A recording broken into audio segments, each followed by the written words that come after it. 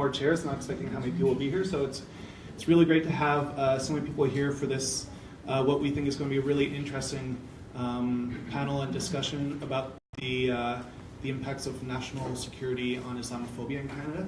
I'm really excited to have Dr Monia Mazigh and Yavar Hameed here with us today to speak with us and to engage in a discussion with us afterwards too. So my name is Tim McSorley. I'm the National Coordinator with the International Civil Liberties Monitoring Group. And this is a second in a series of talks that we're doing once a month on issues of national security and human rights in Canada. And so just before we get into talking about today's event, I just wanted to take a moment to begin by acknowledging that the land on which we gather is the ancestral and unceded territory of the Algonquin and Anishinaabe people, and that this land was dispossessed, disenfranchised, and expropriated from them as part of an ongoing project of settler colonialism and genocide. And it's really important for us, especially at the ICLMG, to acknowledge that, because as we've seen, there's so many groups that are impacted by national security, and over the last several years, Indigenous land defenders have become more and more targeted by national security laws. And in fact, if we look back in the history of Canada, the inspiration for the original surveillance and secret police in Canada was for the surveillance of and monitoring of the Indigenous peoples on this land. So it's really important for us to continue making sure that we talk about that, and that's part of our ongoing work. So as I mentioned, we're really excited to have this event tonight. The International Civil Liberties Monitoring Group is a coalition of 45 organizations across Canada. We've been working since 2002 to defend human rights and civil liberties in Canada and internationally from the impact of national security and anti-terrorism laws. We don't talk about as much now, but when it was founded, we were right at the beginning of the so-called war on terror. And we've only seen the laws that came in 2001 after the 9/11 attacks kind of increase, with growing impacts on our civil liberties and rights across Canada. As I mentioned, this is part of a series. We're very lucky to have the Canadian Union of Public Employees as a sponsor for the series, so we'd like to thank them for their support, and we want to thank 25-1 for hosting us here as well. And we'll actually be having the events here every month throughout the next, I guess we'll have another 3 events after this one? Yeah. Or more. We might keep going. We'll see how it goes. And the next one that we're planning will be on the effects of national security and anti-terrorism laws on dissent in Canada. We're really excited about that. I won't give too many more details now, but if you go to our Facebook page, November 15th. Oh, okay. You'll be able to find out more details, and it's going to be here on November 15th at 7:30 again. We're a member-funded and member kind of run coalition, and so we try to work with our members across the country. You can find out more about our membership. It's a mix of labor, environmental, faith-based, civil liberties and human rights organizations across the country. We're funded primarily by our members, and so these series of talks are also a fundraiser for our work. We don't often reach out to individuals for support, but we always like to mention it in case you're interested. And recently we just launched a Patreon page, which is where people can sign up to contribute monthly, starting at $1, just to support the work that we're doing, and you'll receive different perks and goals depending on how much you give. And it really does do a lot right now. We're raising money to help us improve the campaign tools on our website. So in particular, to be able to have kind of an adaptable, flexible email your MP and contact your MP page that we'll be able to use for different campaigns, including around the new pre-clearance law, but especially, and we'll talk about that tonight, the Bill C-59, the new National Security Act. So you can find out more at patreon.com/ICLMG or on iclmg.ca. So I think that is all. Oh, one last little announcement. We're also about to launch a series of videos on national security and human rights in Canada. Starting, we should have the first one up tomorrow, on breaking down the impacts of the new National Security Act on human rights in Canada. And so we'd encourage you to go to our website or on our Facebook page again to find out more. And last thing, we do have a sign-up sheet. We put out a weekly news digest, kind of running down news about national security, anti-terrorism, and human rights across Canada and internationally. So if you're interested in signing up, I'll just pass this around and you can sign up as well.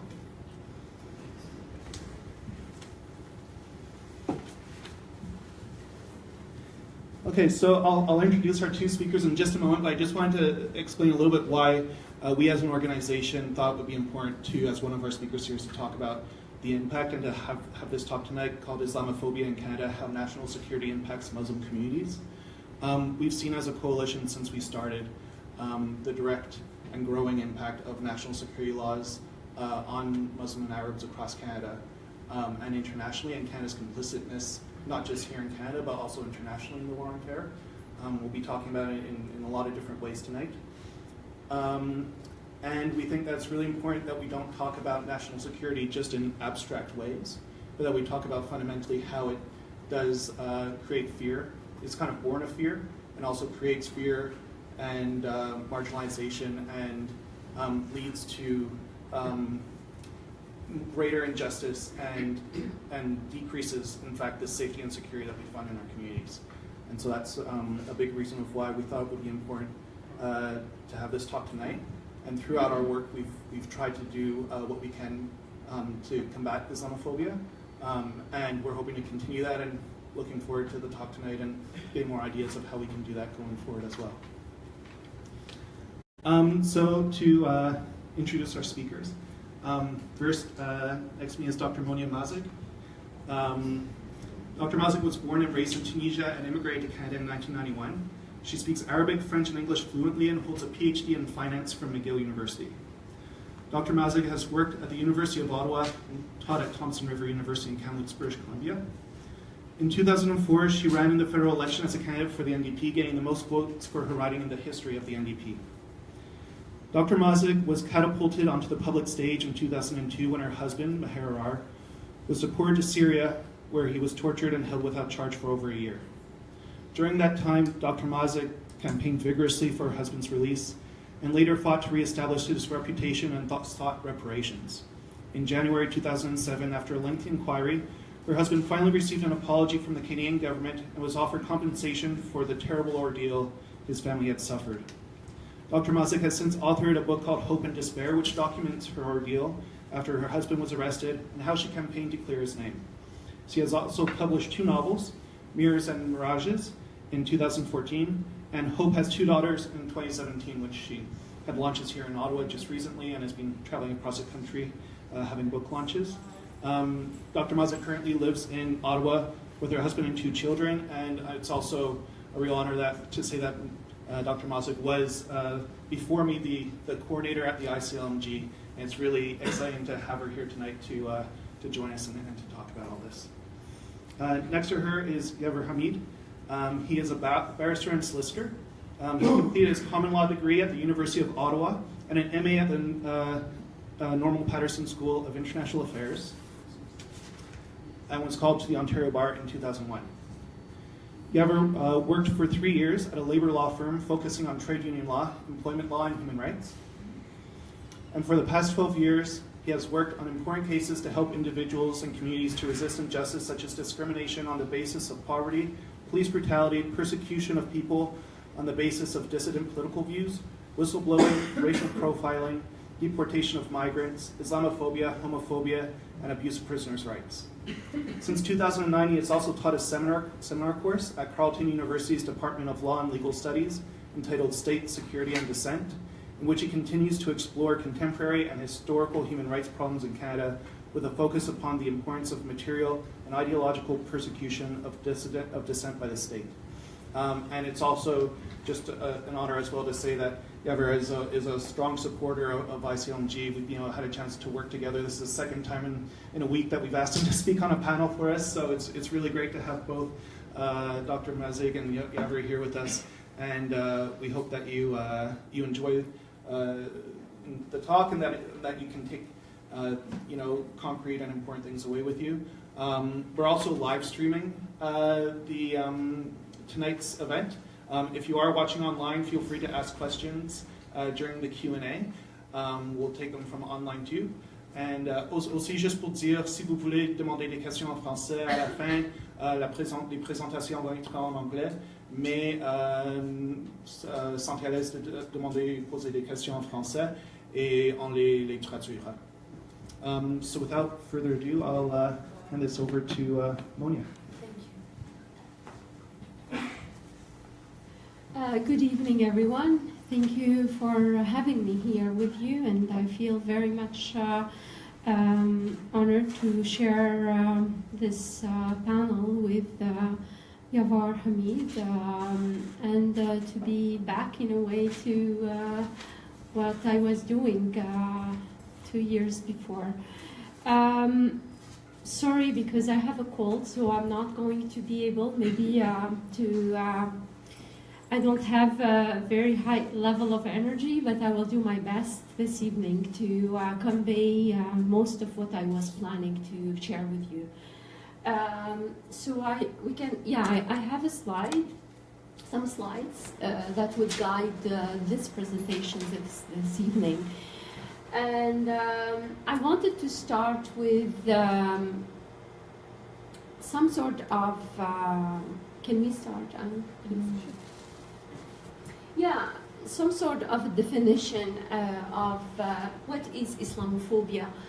And I don't think the purpose of this evening to discuss whether it exists or not.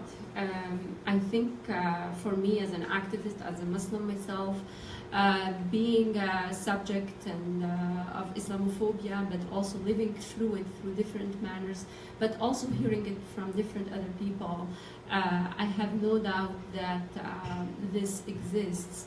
However, what I wanted to emphasize on is the fact that there is somehow, sometimes, this sort of argument saying that Islamophobia does not exist, or that if we talk about Islamophobia, this is just a pretext of banning the freedom of expression. We can move on. So what does Islamophobia really mean? I tried to go and went very, very much unoriginally go to the dictionary and read about Islamophobia. It is a word that was introduced in 1923, so quite an old, concept. And this is how it explained it in the dictionary. It is an intense dislike or fear, especially as a political force, hostility or prejudice towards Muslims. Again, that's the purpose of this evening. It's not going to go on and talk about the whole different sort of definition. I was just briefly talking with Yavar before, and he was telling me about there are also some talk within the legal community about the word itself. So,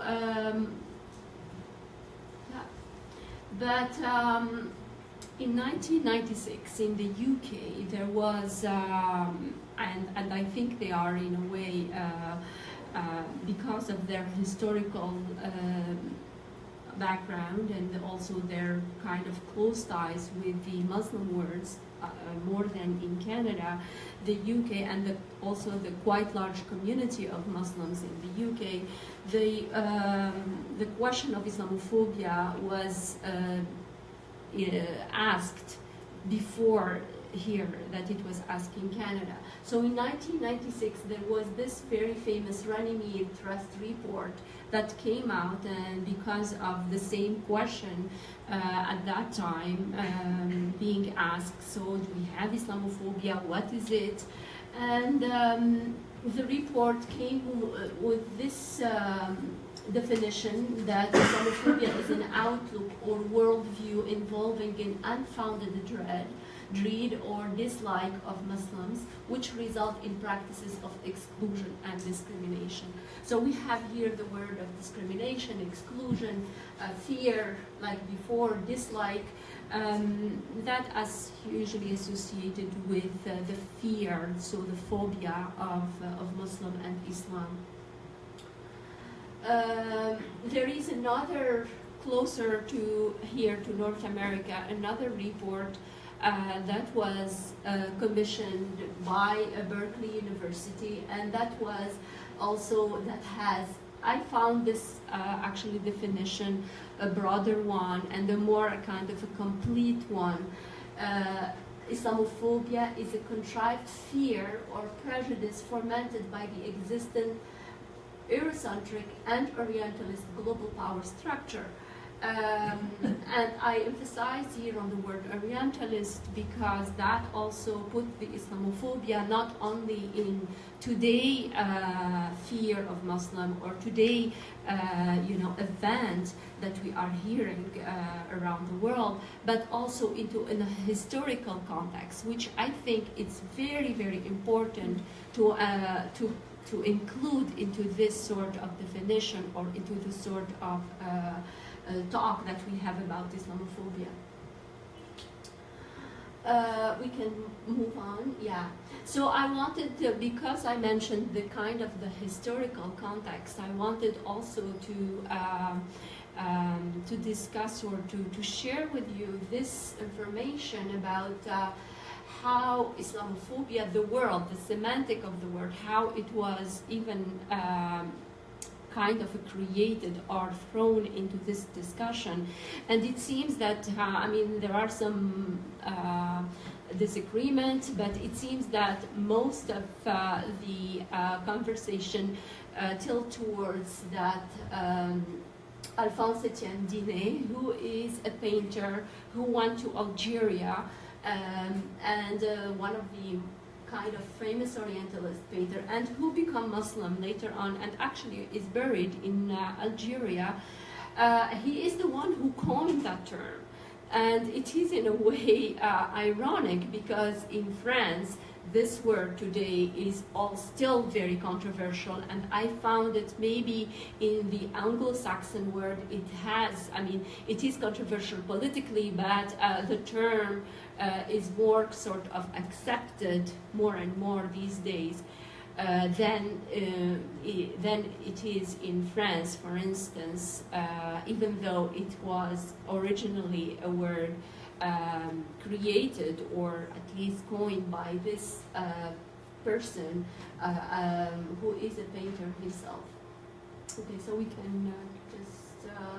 So what I wanted also to add on this is, so from the 1923 move back further down, I mentioned how, there is this sort of, I think, obsession in a way with this Orient or with the Levant or with the Muslim world or with this, I wouldn't say Muslim world, but it's Muslim and Arab world. There is this this sort of obsession about also women dress, about this unseen part that come to be representing all the fantasy of what the West, if we believe in this kind of a dichotomy between the West and the East, what the West is not having, or at least is seeing disappearing.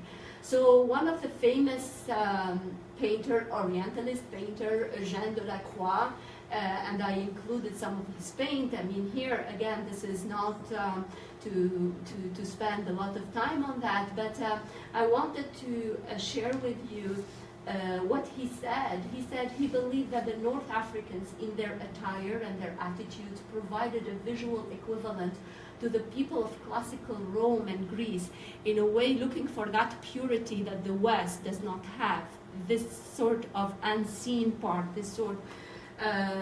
So the Greek and Romans are here at my door. So he went to Algeria, and it's for him, seeing the indigenous people, the Arabs, there were like seeing the Greeks and Roman in the Arabs, so seeing them in the Arab who wrap themselves in a white blanket and look like Cato and Brutus.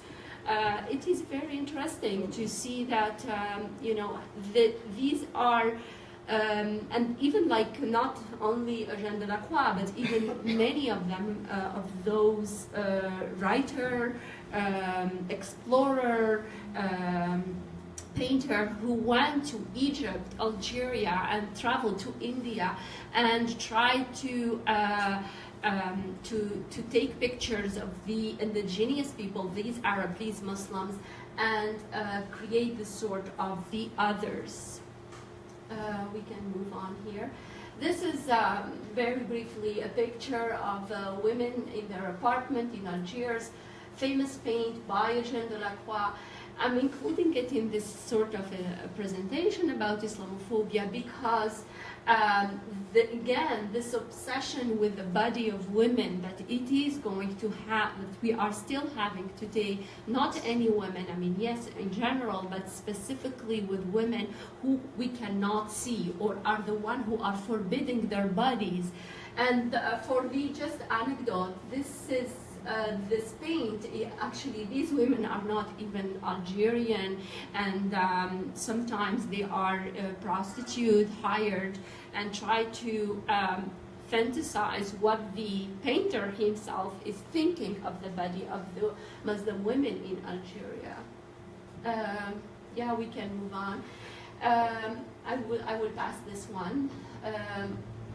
So the word itself, Islamophobia, that creates a lot of passions and controversy. Yes, it exists. Yes, it doesn't exist. Should we call it anti-Islam? Should we call it Islamophobia? Anyway, I just wanted to tell you here very briefly, because we have a lot of things to discuss this evening, that it is not something that that came out, you know, with Stephen Harper or with George W. Bush. It is something that really it's an accumulation of books, of ideas, of painting, of arts, of a lot of discussion that today we are seeing in different sort of, that came out in different sort of incident and discussions as well. So here in the UK, in a context of mainly England, because we are in a way somehow late bringing or importing this discussion with the globalized world, with also some sort of a colonized also country, we bring those discussions a little bit later, and in the 90s, this is where those three researchers, they claim that Islamophobia has always been present in Western countries and culture. In the last 2 decades, it has become accentuated, explicit, and extreme, and I think this is where I am going to be emphasizing on. Then we can move on. I will pass this one. I will pass this one as well. Yeah, we can move on. So what I would like here to emphasize with this presentation is that I argue that there are 3 levels, or Islamophobia can be seen or divided in a way in 3 levels. There is the media level, there is the laws or legislative level, and then the politics. So for the media, we'll start with that.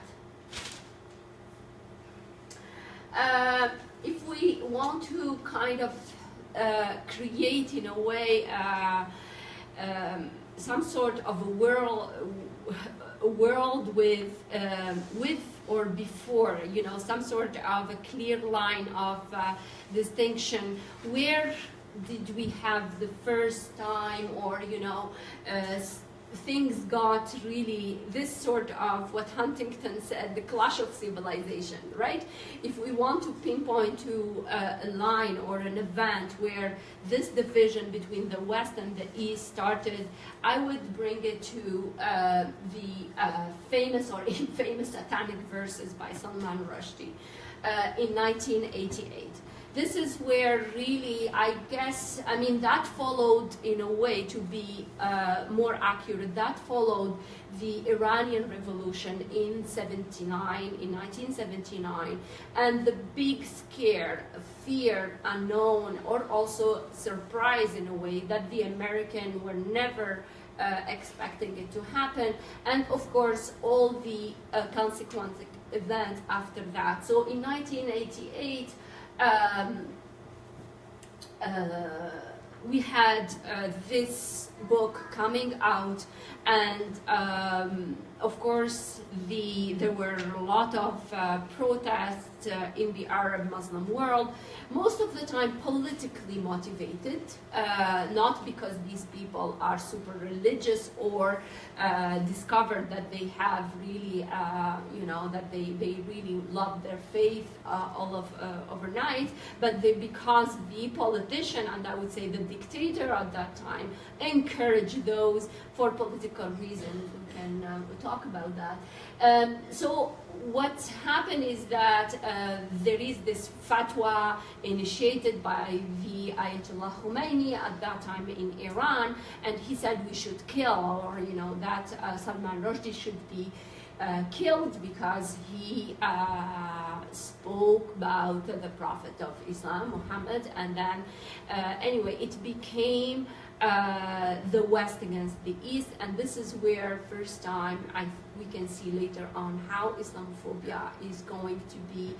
Yes, there is fear, there is some sort of legitimate fear. Who is this East, this kind of hidden, this place of harems, this place where women are covering themselves, this place where people are killing other because of their ideas. But then at the same time, there is this new sort of media, and especially here I chose some French media headline, but you can go and find the same thing in the UK, and today the same thing in the US and Canada and other part of Europe. So, all these pictures where most of the time there is a minaret, l'Occident face à l'Islam, so always this dichotomy, the West against the East, or the West actually not even the East, it's Islam, the specter of the thread of Islam. So all these titles, the burqa, the veil, all these debates that were unfolding afterwards and creating the sense that these two camps are clashing. I'll move on this one because these are more other, and then of course, so because I'm here talking about the media, how the media is creating and sustaining this idea of that the Islam is at war with the West. Yeah, so the idea that the Muslim is a very scary character, we are peaceful, but if you don't agree, we will kill you, right? It's like this, what Salman Rushdie fatwa is sustaining, we will kill you for your ideas. And then, yeah, we can move on here. And then, very closer, to our time, the Islamophobia is not only in the headline and how these headlines are being chosen, but even like on Netflix, on these series that goes really very, very popular, seems very, innocent, very entertaining, but there is a hidden message, and I'm not talking here about any conspiracy. There are a lot of studies already being done, a TV series with Homeland, watched by a lot of Muslims as well, who are unaware of its, unhidden message of creating the others, of creating, this picture of all these women who seems to be all look the same, homogeneity, they look all not really like, they are scary, but also they are, there is no sort of individuality compared to this woman who is obviously not wearing black and standing out in this crowd here.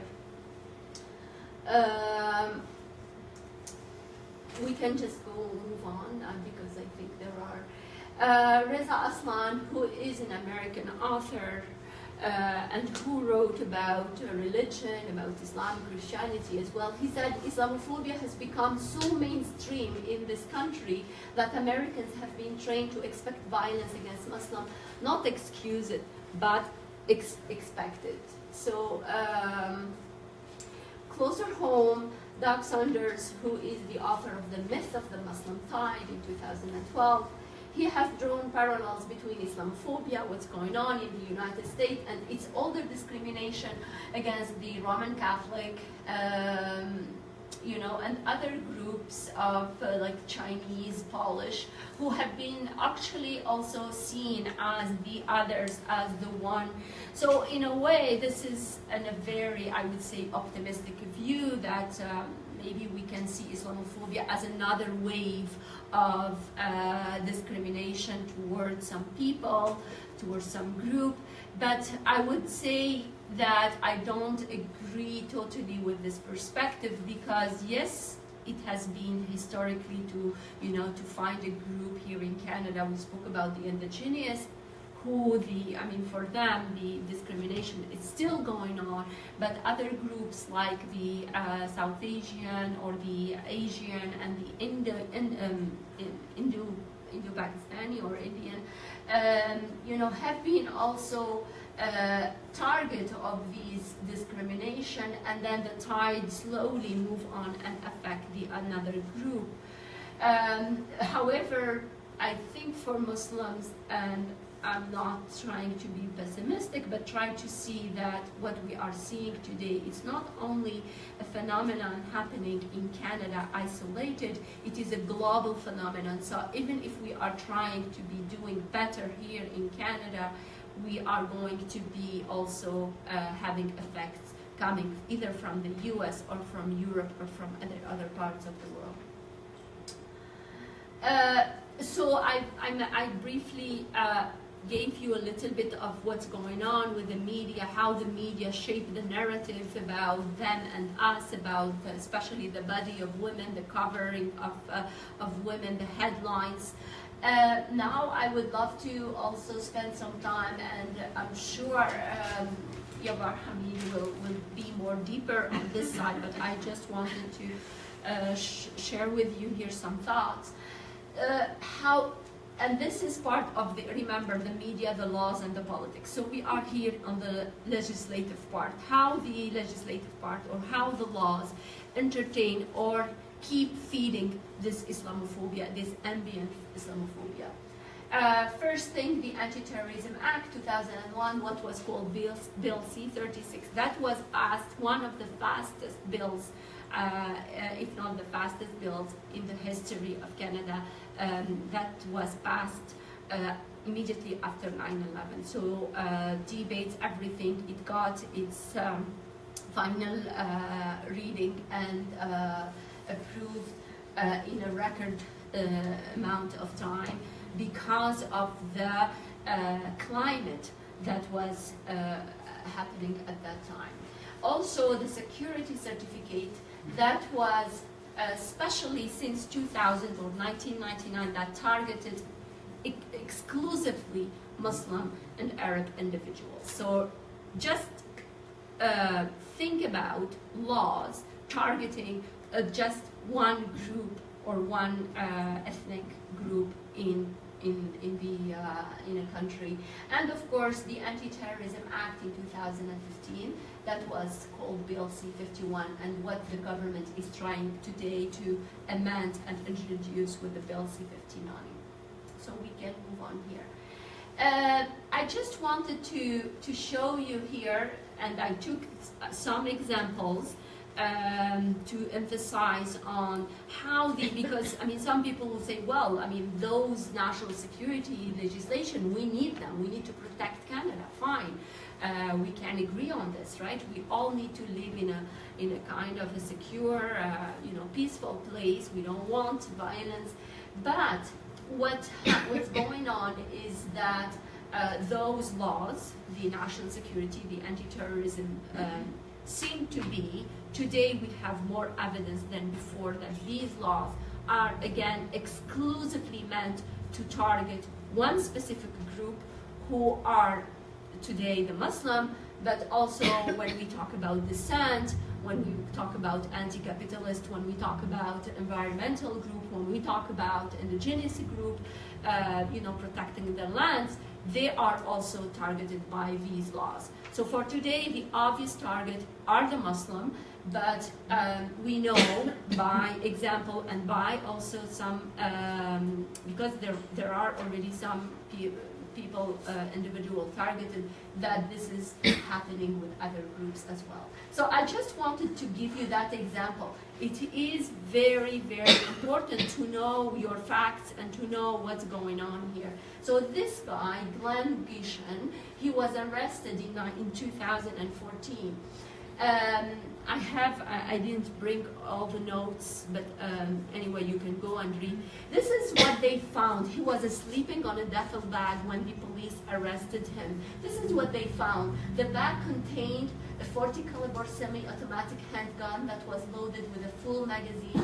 Police also recovered a 308 caliber rifle, a ballistic rangefinder scope for shooting long distance, a laser sight for shooting at close range, night vision binoculars, 1,000 pounds of ammunition.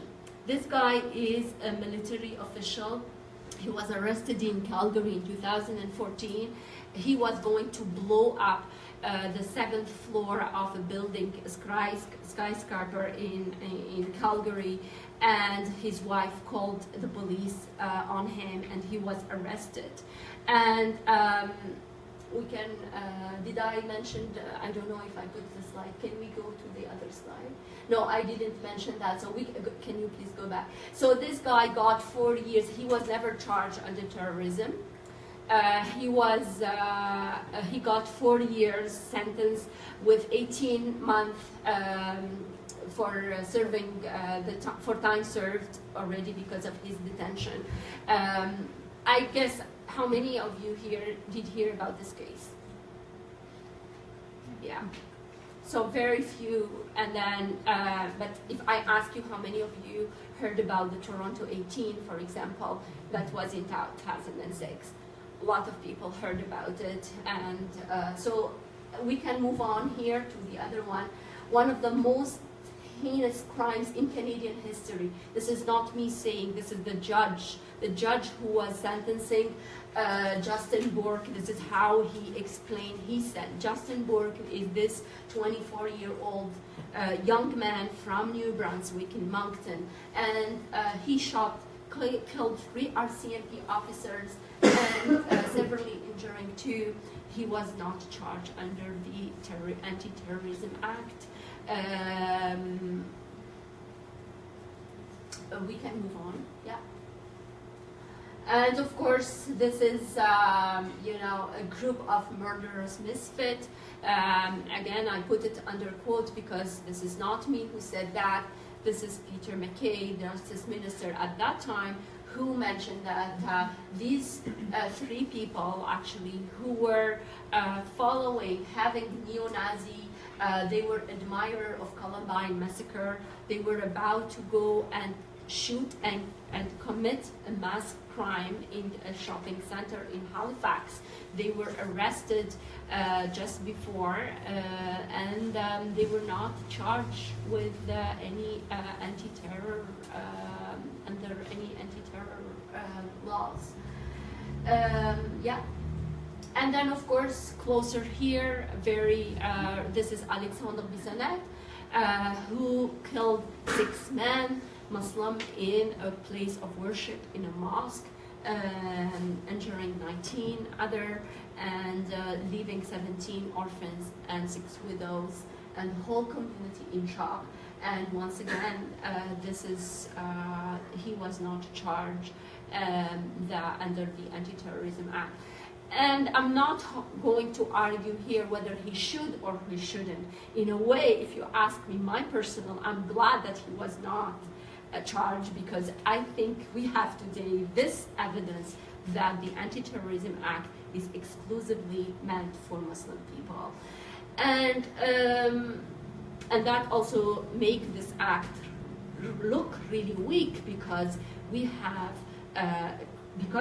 these strong criminal law that is able to charge these individuals no matter what. So why do we have to create a very new set of tools just to target? And that tells you and I'll leave it again for Yavar Hameed to maybe explain it more, that tells us how low is the bar when it comes to Muslim, and how high are the standards when it comes to non-Muslim who committed similar type of crime, who are intended to create fear and who are inspired from a strong ideology.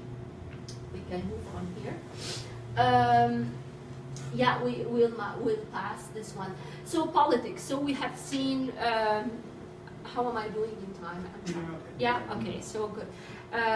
So again, to refresh your memory and to put this presentation into those slides into perspective. I don't want you to get lost with all this information. So we spoke about media, we spoke about laws, and now I would like to just also introduce you to politics and how politicians, in a way, fuel the sentiment of Islamophobia. Identity politics, Pauline Marois played it extremely well in 2013 when she presented her Charter of Values, and when she had this very kind of ridiculous, graphic with all what is permitted and what is not.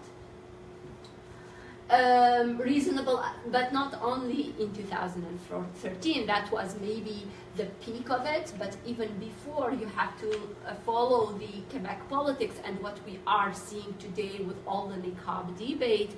It's a continuation of what started not even in 2008. When I came to Canada in 1991, I found myself few years later, already there was the debate about the foulard, the scarf, being important from France. Should we allow it in school? Should we not? Some girls were expelled in schools at that time in Quebec from soccer field. So the debate was taking really, it was like a slow cook movement in a way. But unfortunately, today we have these laws after, from 90s up to today, and then we have these laws in Quebec. Reasonable accommodation in 2008, Muslim, one of the arguments, Muslim ask a lot of accommodation. They want pools for themselves, they want special treatment. How can we have sugar shacks, without bacon?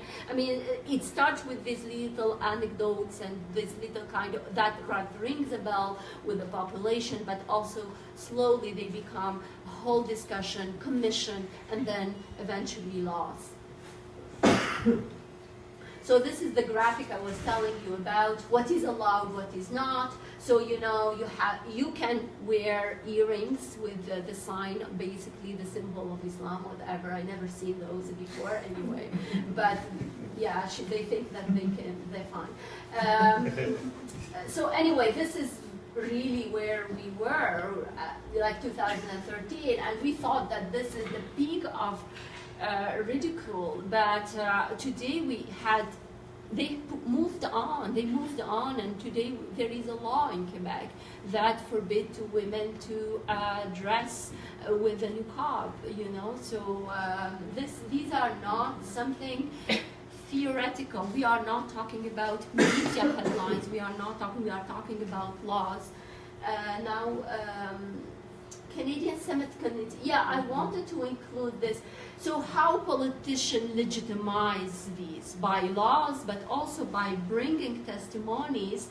Senator Lynn Bayak, of course, she is now famous for other things, and famous for other things for what she said about the indigenous people, about the reconciliation, and about the residential schools.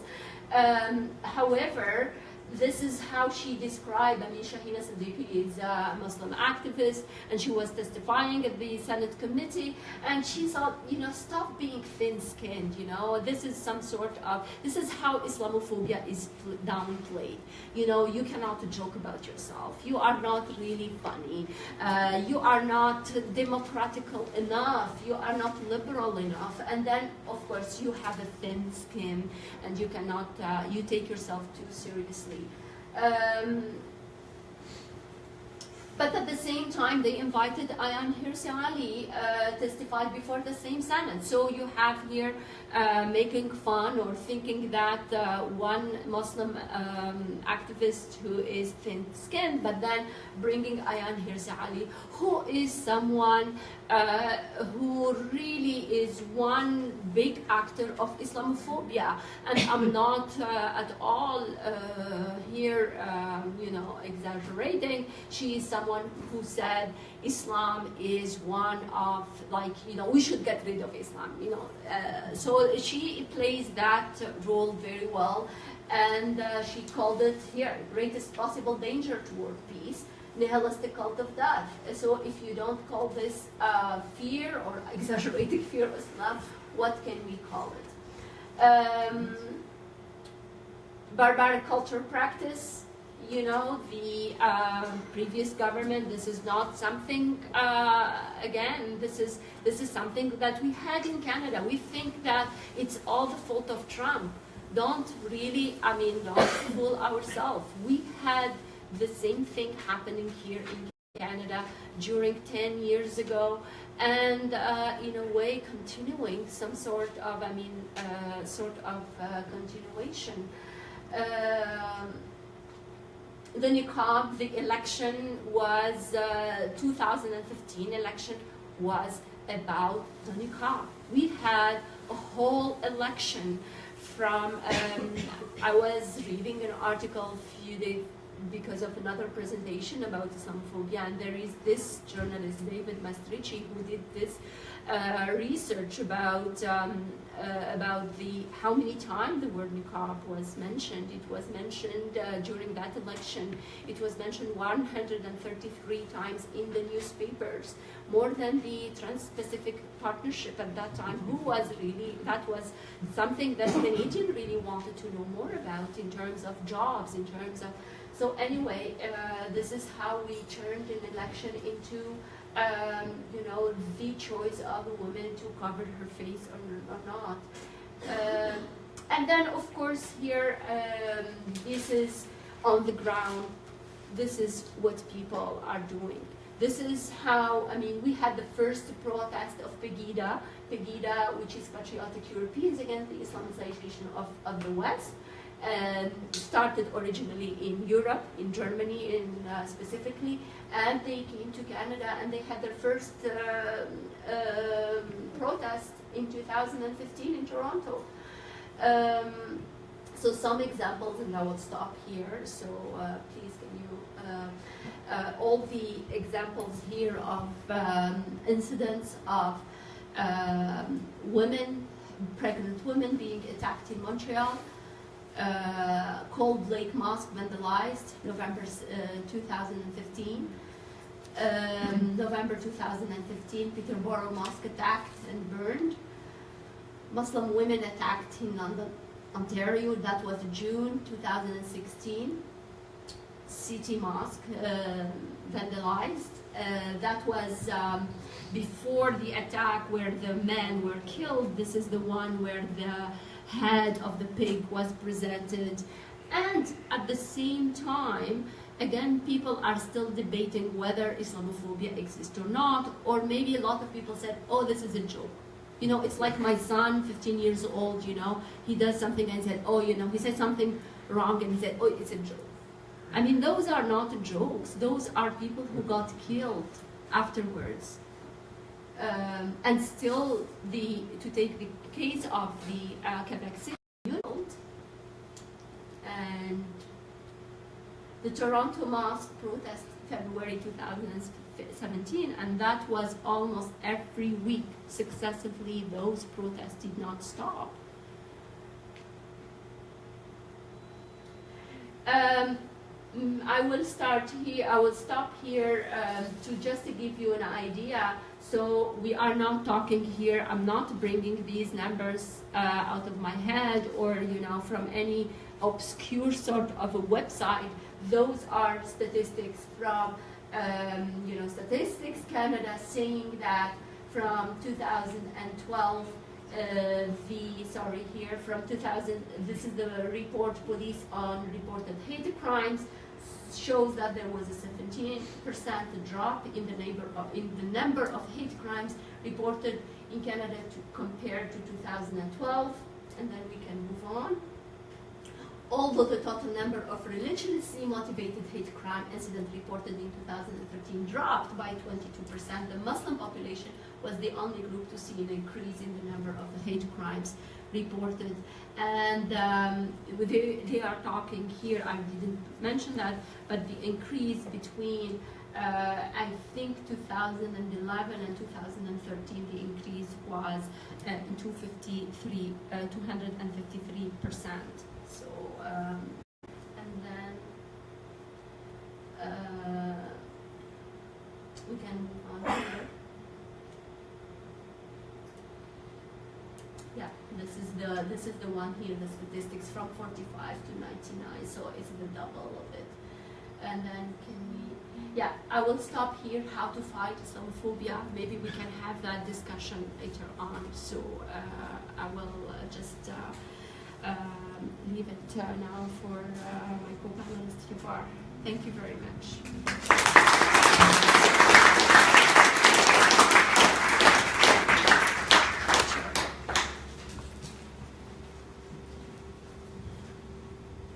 Does it throw you off if I stand? Does that disrupt the Well, you might have some light in your face. Let me just...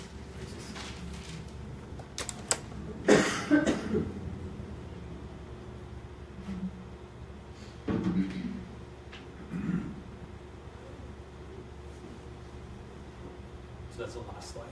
Oh, sorry.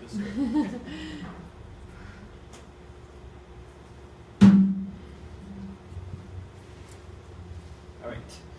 Good evening, everybody. I want to start at the outset. 20 minutes? 20 minutes, yeah. 20 minutes, okay. I want to keep my comments to time. I want to start at the outset thanking the ICLMG. This is an amazing event, and hopefully we can stimulate some strong discussion afterwards. The title of this discussion is Everyday Islamophobia. I want to sort of pick up where Monia left off. She defined and gave an excellent history of the term Islamophobia. And in terms of where we are legislatively, I want to set some of that backdrop, but what I want to do in my presentation is not to overestimate or overdetermine the problem as a legalistic one, both in terms of what Islamophobia is or the remedy to Islamophobia. Essentially, my comments tonight will be that Islamophobia is a social phenomenon that the law can use its tools to address it, but we as a community, we as a society need to understand it. There is a political debate, there is a political discourse, as Monia mentioned, about do we even need to identify this as a problem? And I think that we do because of the lived experiences not only of those who suffer at the hands of Islamophobia every day, but this being, importantly, also the thin edge of the wedge in terms of how this expands to everyone. And I think that it is such an important, I don't want to say a litmus test, but in a sense it is. The areas in which Muslim communities have been targeted and affected are really the most visible examples of how national security legislation can impact everyone. And so from my perspective as a human rights and civil liberties lawyer, I have intimate detail and knowledge of cases. I represent clients who are affected by national security measures. And so part of what I'm doing is advocacy generally, that we need to understand the problem, we need to respond to it legally and otherwise, but more broadly speaking, we need to be aware of the pernicious effects of legislation. So next slide, please. So where do we stand? Monia has talked about Bill C-36 that was passed in much haste after 9/11, which gave way to more recently in 2015, Bill C-51. And now that the problems of C-51 have been cured by C-59. So basically we can all rest assured the national security problems are over. 59 has cured it. So that's it. That's it. Okay. We're done, everyone. Next slide. So the the issue here, and I think that anyone and everyone who's been part of this discussion knows that after C-51, or rather in the wake of the discussion around C-51, there was tremendous civil society agitation. I would say from a civil rights perspective, from an academic perspective, from every perspective in terms of how to fight the negative and harmful effects of potential legislation, our communities did everything right. We mobilized on the ground. Academics took to social media, took to blogging, and they identified all of these very dramatic effects of the legislation. They're detailed sort of in posterity on the internet. There were significant consultations that were held. Although the Conservative government wanted to narrow those, there was fight to increase the scope of who spoke at those consultations. And so there was a tremendous pushback in terms of voices that brought to bear in Parliament what the problems were under the legislation. And I'm not going to get into a lot of detail. We can talk about it more in the question period. But in a nutshell, we're talking about lowering the threshold for defining what is a threat to the security of Canada, and in different areas in terms of information sharing, in terms of travel, in terms of the powers of CSIS, these things were expanded. And so I'm going to deviate slightly from that in my broader comments, but just dwelling on C-51 for a moment, despite the fact that we did everything right, the Liberal government teamed up with the Conservatives and passed C-51.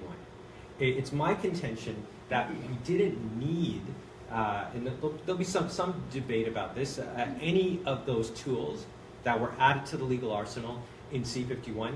We didn't need many or any of those tools that we found in C-36, in the sense that when we defined back in 2001 the crime of terrorism, we had the legislative tools, we had the legal tools to define murder, mass murder, conspiracy, anything that would form the foundation for those kinds of serious criminal acts. We had the legislative infrastructure to deal with it. What we're finding increasingly is that the goalposts are shifting from 2001 to 2015, now until 2017. We continue in C-59, I'm going to take back what I said before, C-59 just tweaked what happened in C-51, and we can have some discussion around that, but I'll leave it with this one comment. I was on a panel that Tim mentioned last week, where the Canadian Civil Liberties Association, that has done sort of an omnibus challenge to that bill, said, you know what, we did a challenge to C-51, and in the main, C-59 doesn't really change much. We basically will maintain, except for 3 small areas, we maintain our constitutional challenge. So in essence, not much has happened. Next slide, please. So the way in which I approach this problem of Islamophobia, I mentioned before, it's really a social phenomenon, but a social phenomenon that manifests in ideological practices. What do I mean by ideological practices? The state, the Canadian state, in this instance, has a way of defining those people who belong, who are treated with, with respect and in a privileged fashion. Often the elites in Canadian society, in any state, will privilege interests that are like themselves, that are like-minded, look the same, and think the same. When you look differently, that becomes a basis for differential treatment, but it is not a differential form of treatment that is relegated or limited to one demographic group. And we can talk about this more broadly in terms of what Tim mentioned. We have a whole history of national security persecution that predates the Constitution of Canada, starting from the Fenians from Ireland, the Irish Republican nationalists, the Indians who came from India, who were targeted, the Chinese building the railroad, Japanese internment in World War II, the targeting of Sikhs in the 1980s, and Muslims are just another chapter to that. And so in this sense, when I talk about Islamophobia, it's nothing new in the context and the structure of national security. Generally, this is just adding another chapter. But what's important here is that I'm going to focus a few comments on the impact of criminalization of Muslim profiling, criminalization of dissent or expression for Muslims, but only in the sense that that criminalization is the most explicit and manifest form of control. Beyond criminalization, there's a very important repercussion of Islamophobia and profiling, which is the creation of a chilling effect. The notion of the chilling effect is not something that's really constitutionally picked up in our charter under Section 2 of the Canadian Charter of Rights and Freedoms, or otherwise in our jurisprudence. But once you demonize, once you target, once you create certain conduct and a certain kind of behavior and certain kinds of associations as being off limits, then that automatically, under sanction of criminal incarceration, that will automatically create behavioral ripples within society at large. And that's the problem. I think that's really the nub of it. It's this problem of the chilling effect and the discretionary ways in which government, notwithstanding legislation that can be very well-meaning, can still exploit that. And next slide. So what kind of practices are we talking about? Next slide. So the terror spectacle, this is the notion that having and showing these huge show of force in terms of police response, in terms of bringing out the villain at the last moment. We see this on television shows like Homeland, like 24, that you need to have the intervention by national security forces, because they're the only thing that stands between the integrity of civil society, its protection, and ultimate chaos. And so the urgency of having that national security infrastructure is really elevated. And so this is a picture, a video capture of Aaron Driver, the individual who moved from Alberta or from Manitoba rather to near London, Ontario, Strathmore, and Strathroy rather. And he was in that case. He was arrested moments before he was to engage in a plot to bomb or have detonate an explosive device in a heavily populated area of that urban city. And in this case, what's significant is in a very short span of time, within hours, the RCMP were able to mobilize and respond to this on the basis of a tip from the FBI. And significantly, in the normal course, we never know the general population what the source of intelligence is. The fact that they announced publicly that this tip has come from the FBI is part of the structuring of the narrative that we are entitled to know certain information. The information comes from a foreign partner, and that also increases the urgency of why this was such an important case, because it almost slipped through the guard and the watch of the RCMP and local policing. And it was only through an integrated response that this individual, who was already on a terrorism peace bond, was able to be apprehended. So all of these things combined portrays the narrative that the only way in which we can maintain security, national security and protection of the population, is through, in this case, the terrorism peace bond, the response that was a moderate response, an appropriate response, and a necessary response. Next slide, please.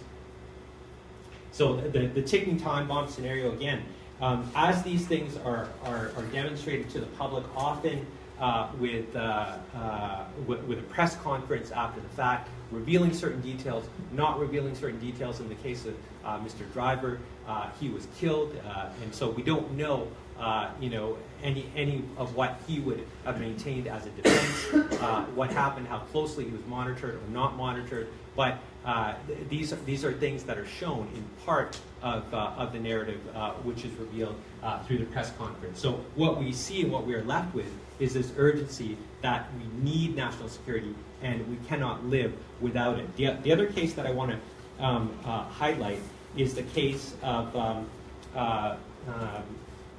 Amanda, the Nuttall and Karate case. This is John Nuttall and Amanda Karate. And this is the case of the pressure cooker bombers who were arrested on Canada Day in July of 2013. And the significance of this case, and I think this is the most blatant example, and I'll get into some of the more everyday examples, is in this case, it was actually found by the BC Supreme Court that the RCMP had actually manufactured a plot, that these individuals who were recovering drug addicts who had converted to Islam were basically led by RCMP operatives to become more susceptible to ideas to plant pressure cooker bombs in the legislature in Victoria and plan to detonate those on July 1st, 2013. The modus of that crime, the timing of the crime, all of these things were set by the RCMP itself. And I'll read you from the BC Supreme Court decision of Justice Bruce, where she indicates, there are no remedies less drastic than a stay of proceedings in that case, and this is how the case was dismissed, that will address the abusive process. The specter of the defendants serving a life sentence for a crime that the police manufactured by exploiting their vulnerabilities, by instilling fear that they would be killed if they backed out, and by quashing all doubts they had in the religious justifications for the crime is offensive to our concept of fundamental justice. Simply put, the world has enough terrorists. And so that very strong message of the BC Supreme Court sort of undergirds the fact that there is a conspiratorial element, and I don't mean that in a sense that well, I do mean that there is a conspiracy of police in that case, but not necessarily more broadly. You'll have to bear with me. Next slide. The social construction of threat is also very significant. I talked about the Nuttall and Karate case, and in this case of Michel Zehaf-Bibeau, many of you may have heard of him as the individual who stormed Parliament Hill approximately 3 years ago. Not a lot is talked about in terms of his background and his social context. I think what we know about him is what we see in the RCMP press conference. We don't see the social factors which led to the construction of this individual in his context. So it's very important how the straight creates its image of the terrorist. Next slide, please. I want to get into just 6 elements of what is everyday Islamophobia. Next slide. I talked about the chilling effect before.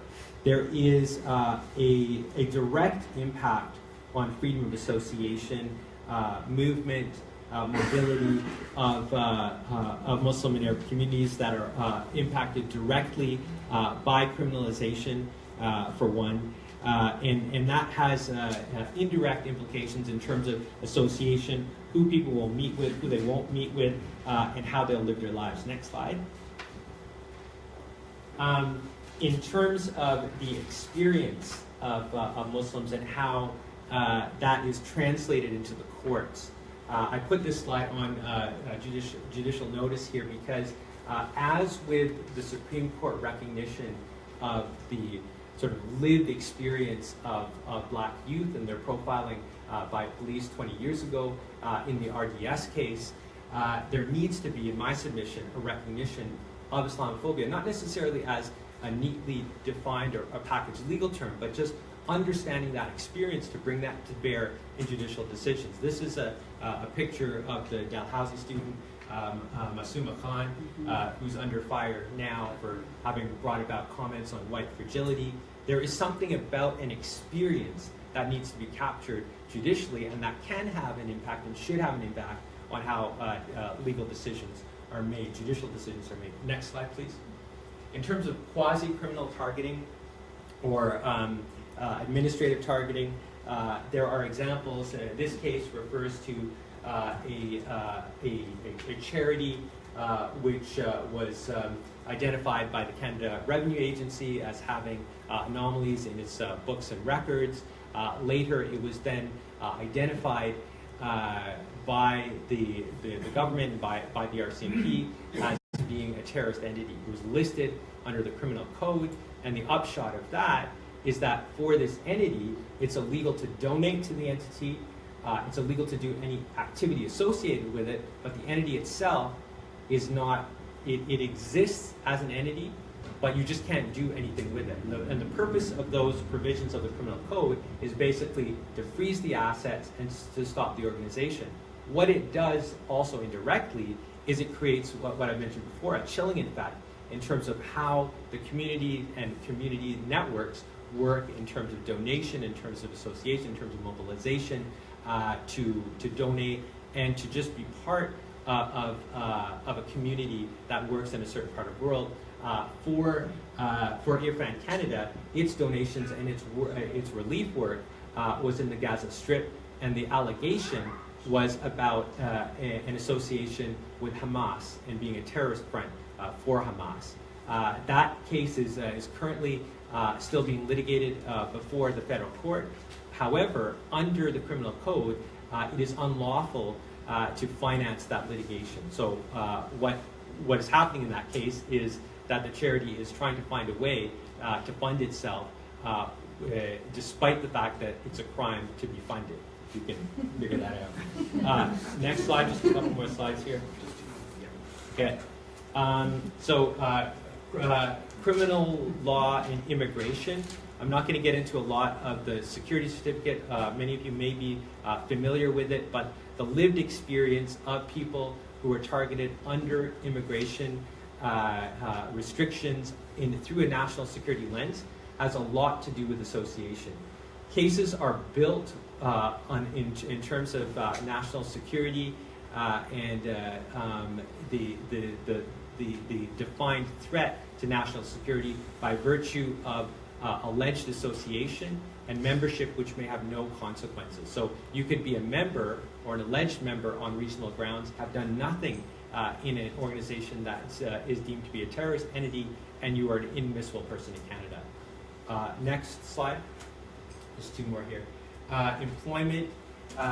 In terms of the function of national security screening, if you're applying for jobs in sensitive sectors of the public service, CSIS plays a role in screening, and the difficulty that Muslim and Arab communities face in that situation is that because of their travels, because of their associations, extremely invasive questions can be asked. They could be targeted, they could be profiled, and except for a review through the Security Intelligence Review Committee, there is not much that can be done except answer those questions. And so, in that sense, how can one preserve the privacy interests of those individuals and still assert an allegation that they have been inappropriately profiled? Last one on this section, on travel. Bill C-59 has addressed some of the problems with the security SATA components of Bill C-51, such as identifying false positives, such as this young boy, Syed Ahmed Adam.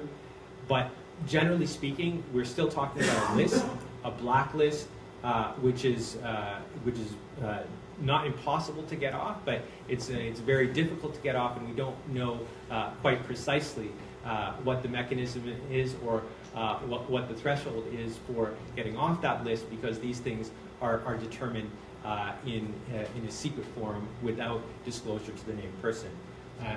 Finally,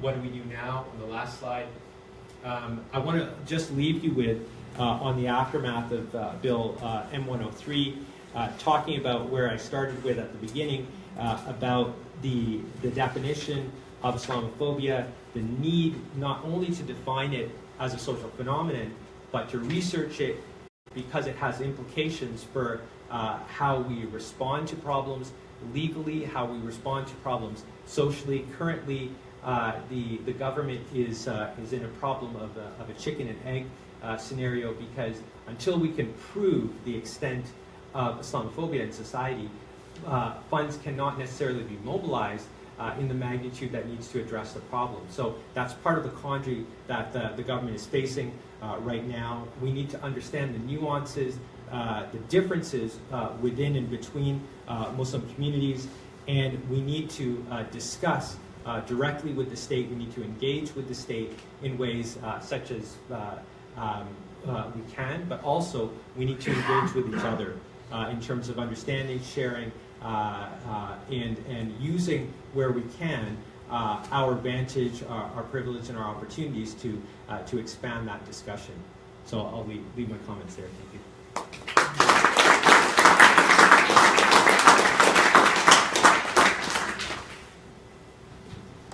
Great. Well, thank you so much, Monia and Yavar, for your words.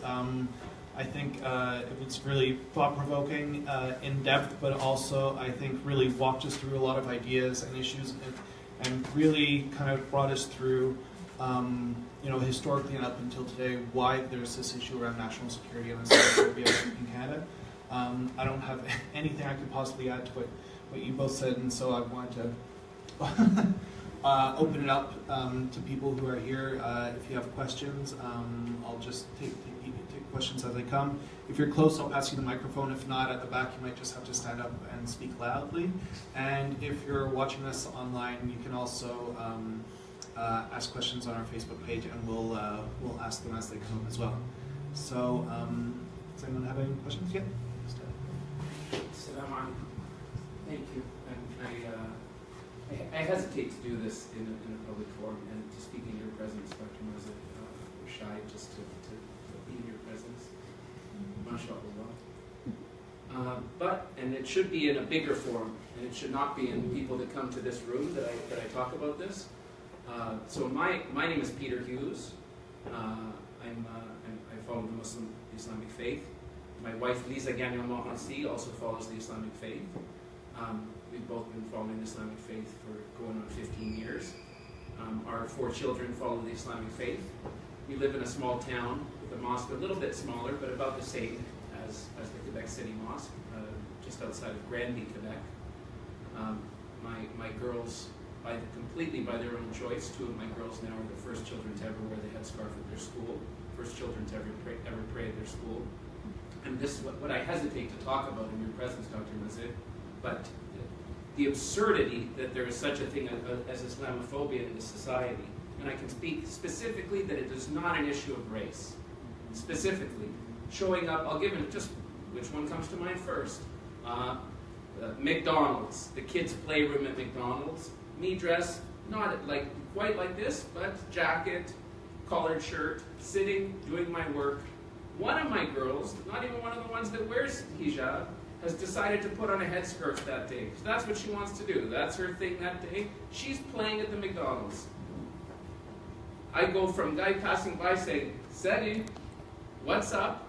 Before I know it, I'm cornered by 2 unrelated guys. It's gone from hello to, it's not even a religion, how your faith, this whole totalitarian conspiracy, to I've got a guy yelling at me with rings all over his finger. I'm like, whoa, whoa, whoa, whoa. Rings on his fingers telling me to go back where I came from. Where? So, I'm sorry, because this is nothing. But this is all the time.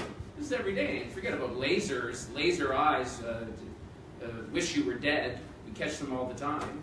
And I'm a white guy, so I can go undercover all the time. These people are, I'm sorry, it's all over the place. It's all over the place. And how many nasty, dirty, horrible messages did Iqra Khalid get? Is this not proof enough? Chicken and the egg? So this is a lot, and I don't like to be that guy at the public forum going on and on, but there's another side to it, okay? And I'm seeking to learn. I really don't know. I know Aaron Driver, okay? When that story was, I lived right next to Strathroy. I went to the mosque that he went to. I knew who he was right from the beginning because I happened to be interested in this subject. When that story was breaking, as it was breaking live that day, when his photo first came up before he was identified, I knew who it was. I had seen Aaron Driver probably breaking his conditions of peace bond a little while before. So this is my thing, right? If Aaron Driver was successful, then it gets real bad. Real bad. Right? Like you used some earlier examples of how easy it was. How integrated were the Jews? How established were the Jews in Germany? So I'm seeking to learn. I don't know the solution. And part of me. I don't know if either of you want to respond, or if not, we can go to another question. Yeah. Thank you though for sharing that. Can you give us some examples? I mean, you've been talking about some pretty abstract concepts about law and about stuff like that, and it's hard for people at the street level to really recognize that, people who aren't involved in these sort of fields on a regular basis. But can you talk about some of the daily sort of indicators or phenomena that people in their ordinary lives would be able to see to detect Islamophobia, as opposed to just freedom of speech being exercised?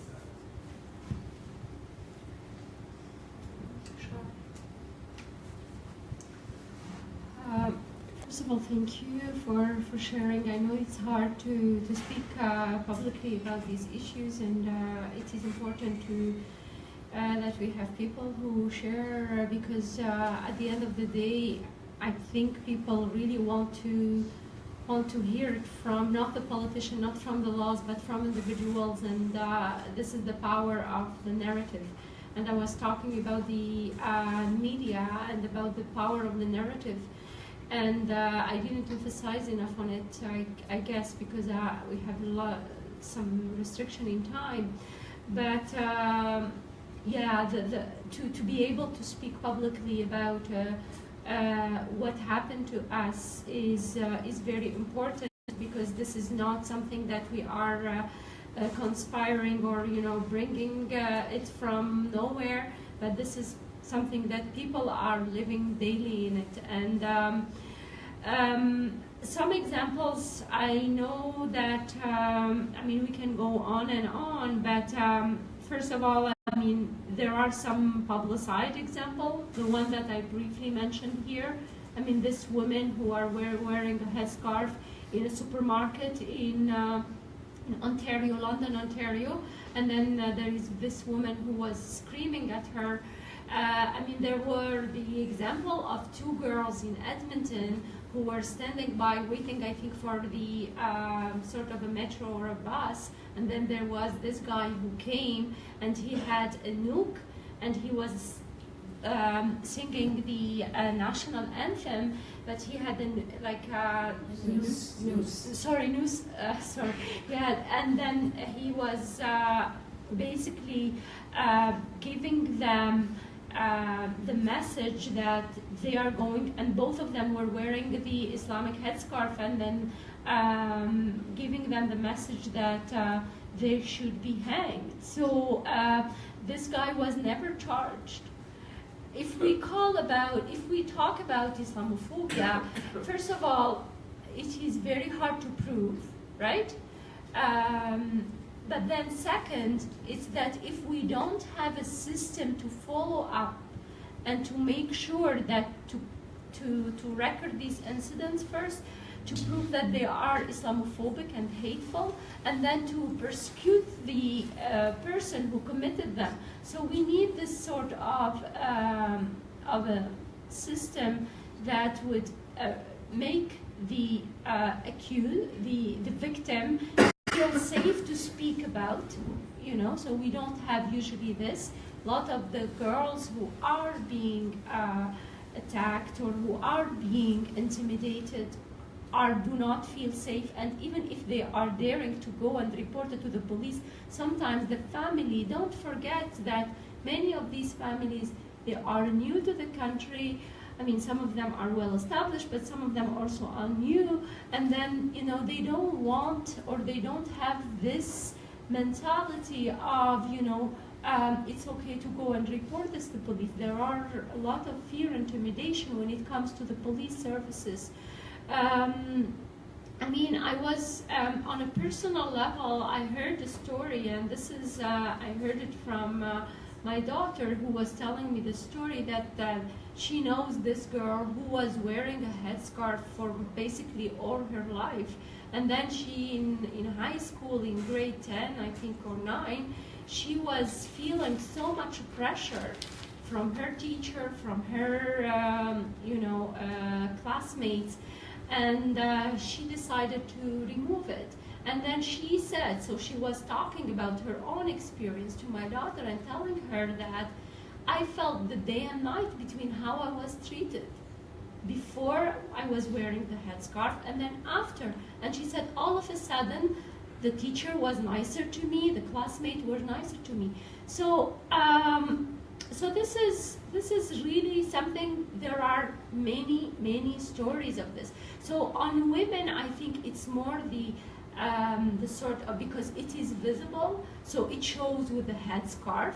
This is really what it, or the burqa, the niqab, like you mentioned, like, you know, your daughter. But for men, because many of the men can, you know, blend in without any obvious or ostentatory kind of religious symbol, then it shows more on the discrimination on a job level. That doesn't mean that women do not get that, but also men, mainly on the security clearance level, on the immigration and border level, on the national security level, on the travel level. So I think there are, years ago, I think in 2008, ICLMG with another, I think with some other groups, they had a report about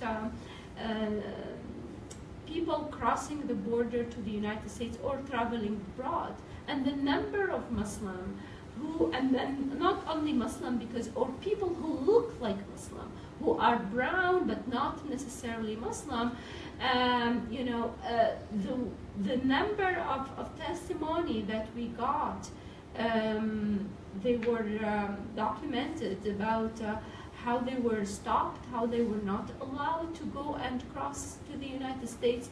So speaking of, I mean, there are many examples. We can go on and on these. I mean, some of them are, we can hear about them on the news, but there was 2016, I guess, a lady here who is, I think, Mexican, but she converted to Islam, and she started receiving hate mail, I think here in Gatineau, and it was on CBC. So those stories are there. The problem is that there is no follow-up with them, and that gives the perpetrators, the one who are committing them, a green light, plus the green light giving by the this normalization and legitimization coming from above, from laws, from media, and from some politicians. Really not much to add for that. I think one important message is that where there's direct forms of whether profiling, criminalization, and things like that, there's all sorts of indirect ways in which people, because of past experience, because of the experiences of others, they will feel hesitant in engaging in whether it's a public forum, whether it's a school, whether it's a bus, other things like that. And that sentiment, which I would describe it as a chilling effect, that's the thing that's so difficult to quantify, but it's the everyday lived experience. And that's the thing that I think sociologists need to document, needs to be researched, and it needs to be brought into the consciousness of our judicial system. because it's so difficult, because in a sense it's so difficult to articulate and quantify and measure. It needs to be understood. There needs to be a consciousness raised about it, and just a greater sensitivity in how we deal with things, so that we don't end up in these crazy situations where Bill 62 in Quebec is promulgated as a law. We have a couple hands. Anne, I don't know if it's your question or someone online, or... They can merge. Yeah. Thank you both for the great talk. Just one thing about your question. People can't hear you in the back. Sure. Thanks. Hi, my name is Anne. I work with the ICLMG. I'm the Communications and Research Coordinator. Thank you all for coming to our event. Well, to just answer a little bit more your question, one of our members is the National Council for Canadian Muslims, and they've been mapping hate crimes reports specifically towards Muslims. So you can visit their website, nccm.ca, to see more examples if you want. And my question, and a question that was asked on the live stream, is what is the solution? Like, very simple question, but also maybe some example of concrete actions people in the room could take to combat Islamophobia. Thanks.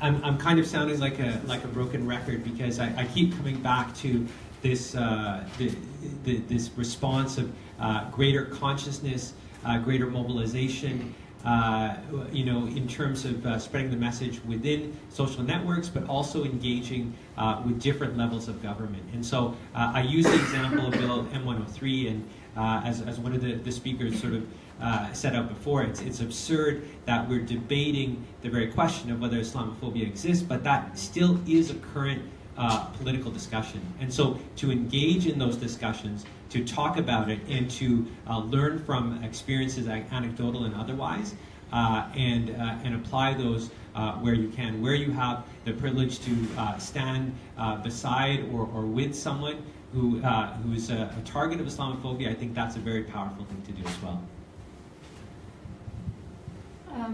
I would say, because of the presentation, I structured it on 3 levels: the media, the laws, and the politics. I think those are the 3 levels that we should work on them as well.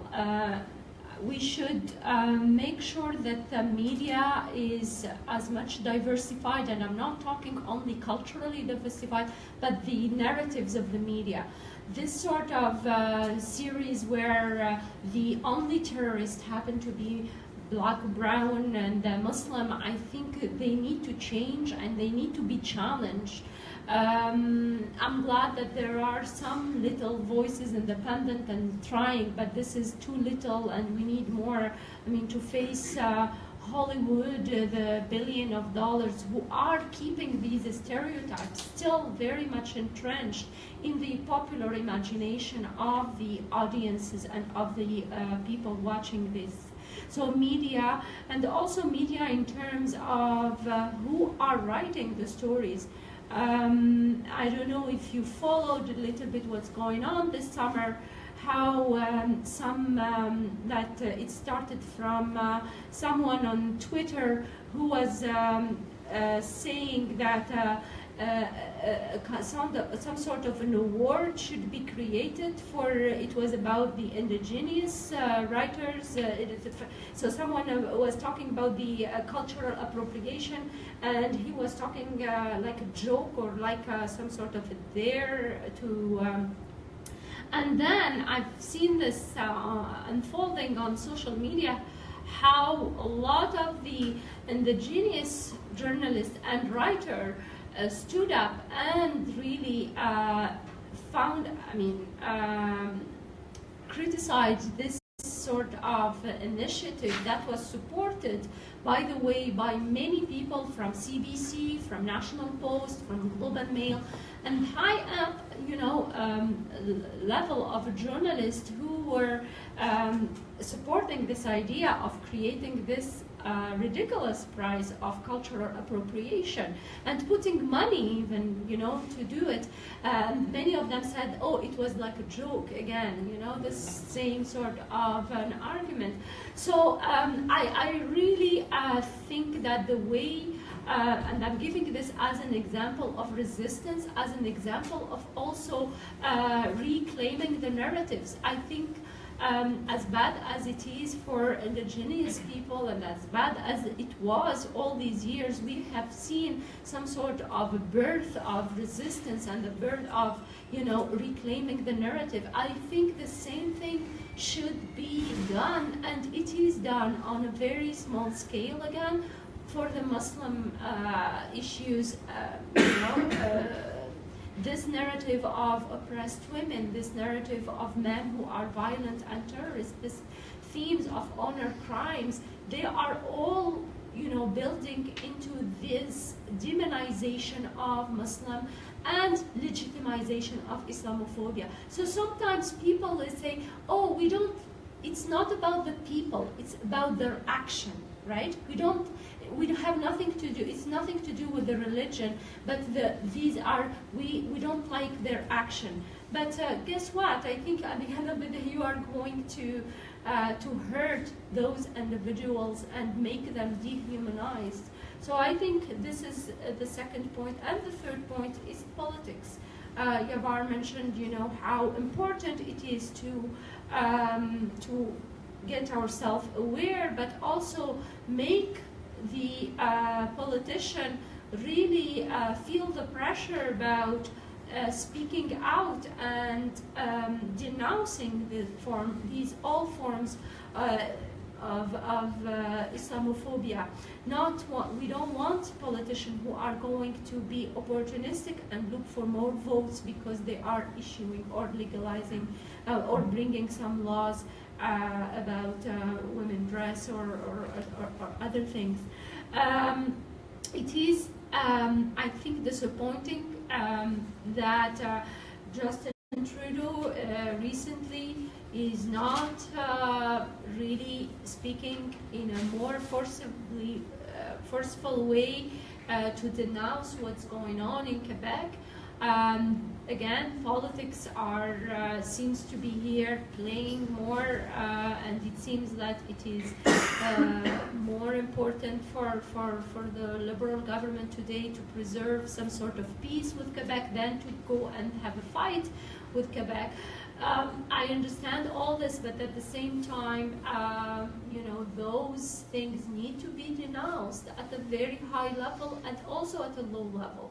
So as citizens, we have to, one of the things I tell people, the best thing to fight Islamophobia, to go and have a friend who is Muslim. I think that's kind of, in a way, that looks silly and simple, but we should ask ourselves, do we have a friend who is Muslim? And this is, if the answer is no, then maybe, the fact that we are going to make friends who are Muslim is not going to make of us the best person, but at least it's going to make, give us the opportunity to know someone, first of all, to know someone who maybe we speak a lot about them, but we don't hear about them. So, that's very important. And I found that this is one of the things that we lost today in societies is the human interaction.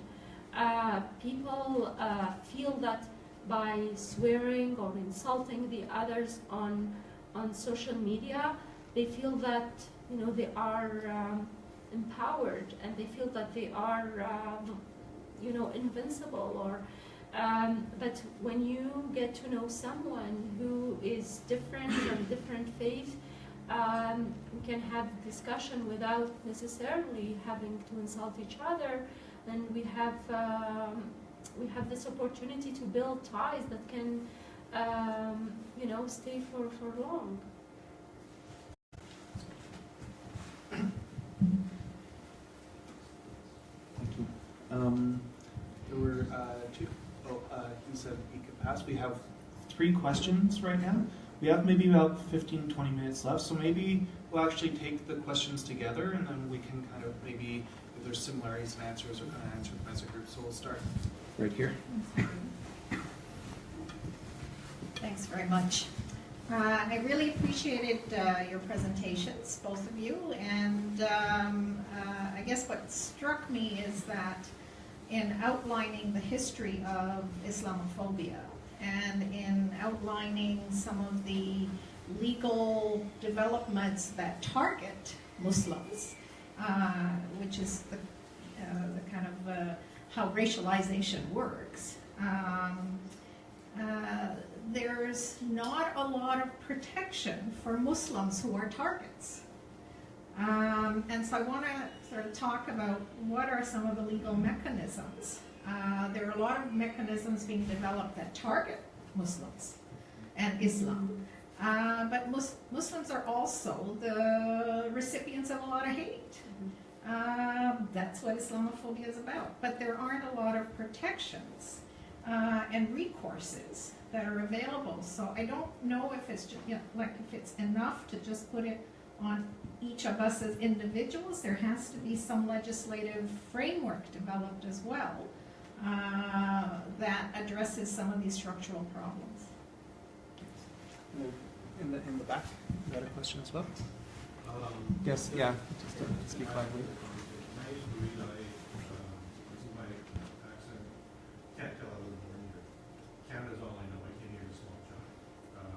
I'm local for the most part. I've never experienced Islamophobia personally. I can generally walk in the crowd and not get seen. But my brothers, one is a journalist, one is a technical worker, have been stopped at the border of traveling to the United States because they've been randomly stopped. Edmund Burke was a 18th century Irish statesman. He said that the forces of evil triumph with men and women stay silent. And the thing is, Islamophobia, bigotry, racism, anti-Semitism, any sort of bigotry that targets a particular group is pure evil. It's a cancer. And we are experiencing this right now. We're getting fed a lot of it from what's going on in the U.S., but it's been here for quite a while. And today's target are Muslims. And there's a lot of Muslims across this country who are living in fear. And I'm very glad to see the diversity of people here. One of the ways that Dr. Mazigh mentioned is to change the media narrative. But that doesn't require only my community to go out and do that. It requires all communities to go out and do that. Because when you get media entities like Rebel Media, Sun News, you get Fox News coming out of the United States, you get all kinds of stuff on social media, that is poison to democracy. And we are an island. We are a unique island, and I do believe we are probably the best country in the world. But our democracy is being poisoned. And it requires people in this room, people that do know anything similar, to go out there and become activists. Because if we are not activists, then whatever freedoms we take for granted are going to be lost. There was a poem written by a German minister after World War II, and something made for it. I wasn't Polish, so I didn't speak up. I wasn't Jewish, so I didn't speak up. And then when they came for me, there was nobody to speak up for me. So we need everybody to speak up for whoever is being targeted, whether it's Muslim, whether it's Indigenous people, whether it's Black, whether it's LGBT. And sorry, I'm not going to ask a question, but I wanted to put this out there because for me, my late wife was Jewish. She was the daughter of a Holocaust survivor. And we went to visit Germany where her father managed to escape from the Nazis. And while I was already aware of issues of bigotry and racism before, after that visit, and seeing that tattoo on my father-in-law's arms that the Nazis gave me in concentration camps, made me a super activist. And that's what I asked of all of you here to become super activists. Because without you, the rest of us is missing. Today's Muslims, tomorrow it could be any other minority.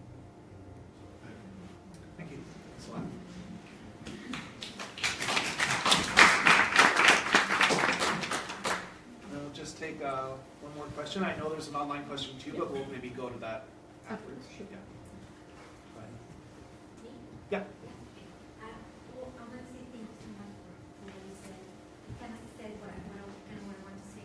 I want to thank you guys for speaking up. I wasn't going to come today, but I had my mind last night and I came. I'm very glad I did. Touching on your question about like everyday Islamophobia. Like he said, it's not only Islamophobia. It's the whole like othering. It's like them, me versus them. If we don't look alike, then I don't like you. And if I don't know about you, I'm afraid of you. And something very important, like you said, you know, TV shows, like the terrorist wears some type of covering his head, or the rapists are black, Hispanic. The drug dealers are Hispanic, they're black. The hero is always white. The princess that gets saved is mostly white. You get brown people, our servants, our taxi drivers, we see this in like, we don't realize it, but we internalize all of this. We believe it. I was in my class one time, in human rights class, and a professor played this like Aladdin, the introduction music before Aladdin starts, the cartoon. And I watched when I was growing up in Mexico. So they asked us, have you ever paid attention to the lyrics, what it actually says? So it says something like, we're thieves, we're barbaric, we take, we smash, we kill with my sword, something like that. If you wanna like read it, like I encourage you to YouTube, because it's very, it's horrific. And this is what we let our kids to watch. This is what we let our kids to watch. You know, cartoons, like what is like, she's blonde, blue, green eyes. She's brown, and most likely she's the maid's kid, maybe fatherless. So all of this, we see it every day, but we don't question it. And one thing that I am very critical, every day I'm very critical. My best friend hates me for it because every day I'm looking, look, that was disrespectful. Look, that is not nice. But if I feel an obligation as a human being, as a woman of color. I'm not just targeted because of my gender, but also for my color. Where am I from? Well, I'm from this continent. I'm from Earth. We're all from here. So why should it be, oh, you're an immigrant, or I'm an immigrant? We're all from Earth. So why should you be different because your skin color is different than mine? It shouldn't be like that. We should be more inclusive and appreciate what we have beside each other. And not, like you said, you know, make a friend, make a friend. Perhaps it's going to be weird, or perhaps you already have a friend. But like we talk about a lot about them, but like you said, we don't know about them. We don't hear it from them themselves. And the lady who you talked about being Mexican, and she's Muslim, she's actually my friend. We used to do activism together, and she moved because she got a paper in mailbox saying, you're not welcome here, go back where you're from. So it was in the paper saying like, she's Mexican, she's also Muslim, so they didn't know which aspect of identity they were targeting. So what if she wasn't Muslim? Like when Caucasian people want to choose the religion, non-Caucasians, we don't want to tell them, well, you're a terrorist, well, you're anti-this, or you are this. When it comes to women being raped, it's, oh, she was dressed like this. So it's blame the victim, blame the little guy, blame the little guy. But when is the big guy going to take responsibility for what they're doing? In terms of media or movies that we watch, we have the power to choose, well, I'm not going to watch this because this is Islamophobic or hateful or disrespectful to women or something like that. I'm always criticizing it, and sometimes I drive myself crazy for doing this, but I feel like I have to. Just like opening the door for someone. You know, it doesn't have to be a chore, or it's not because you're my wife, or you're a little one. It could be a man too, it could be a young man too, but also saying thank you, and please, and you're welcome. That's very important. So to me, part of like how we can change it, it starts with us. It starts first with us, sympathizing with others. And I may not ever know what you're going through, but I've been through a lot of pain, and I'm sure